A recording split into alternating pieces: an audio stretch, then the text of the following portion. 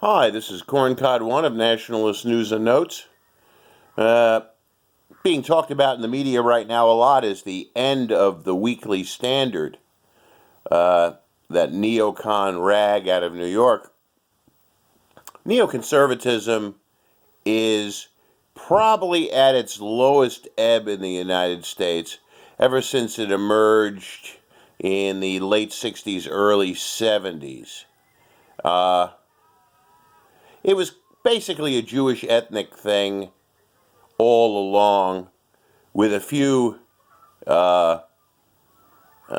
Gentile followers. You know, it was a good way for Gentile academics to make some money off the Levantines.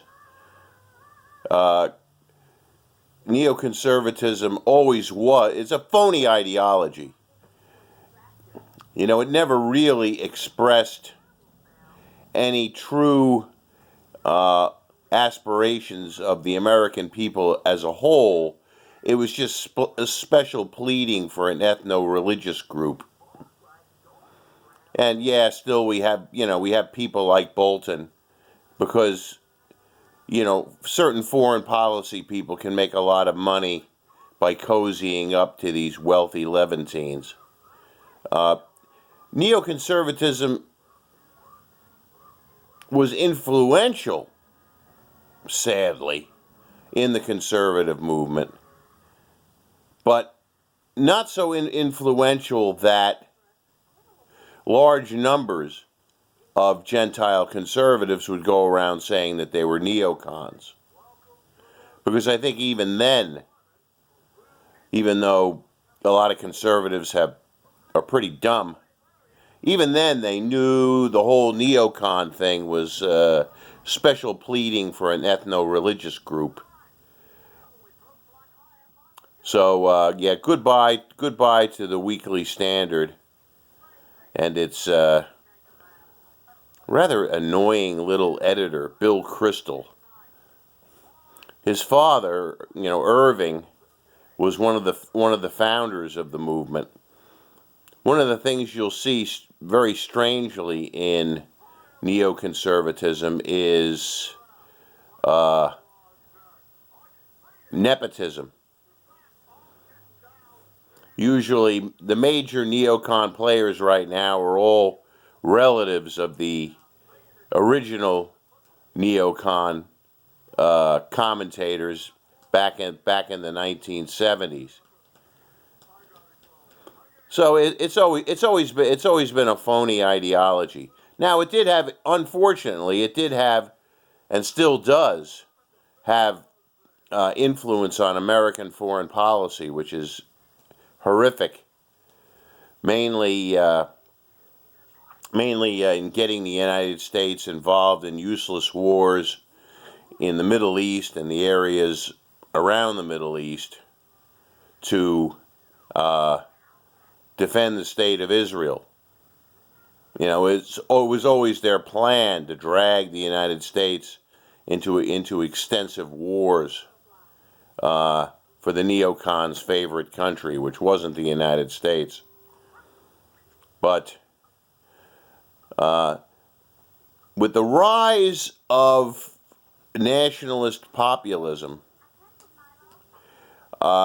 the neocon movement is as weak as it's ever been. It got seriously discredited because we're still stuck in Iraq. We still have troops in Syria. We've had troops for almost 18 years in Afghanistan. And these wars show no signs of ending. So it's really been a failure. The American people are not particularly interested in getting into another Middle Eastern war. Right now, the neocons' main target is Iran, because they see Iran as the biggest threat to the state of Israel. But the actual strategic interests of the United States were never a neocon interest. And so the neocon project is at its lowest ebb. And while I think, unfortunately, most American conservatives, mainly due to the influence of this blasphemous, ungodly, unbiblical idea that Christians are obligated to kill to defend the Levantines, is rather ridiculous. And I think people are slowly beginning to realize it.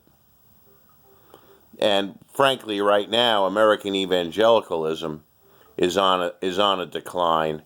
The Southern Baptist Convention, as I mentioned in one of these broadcasts a couple months ago, has been taken over by leftists now anyway. It's now a neo-Marxist institution, although obviously there are still some genuine Christians among the Southern Baptist Convention.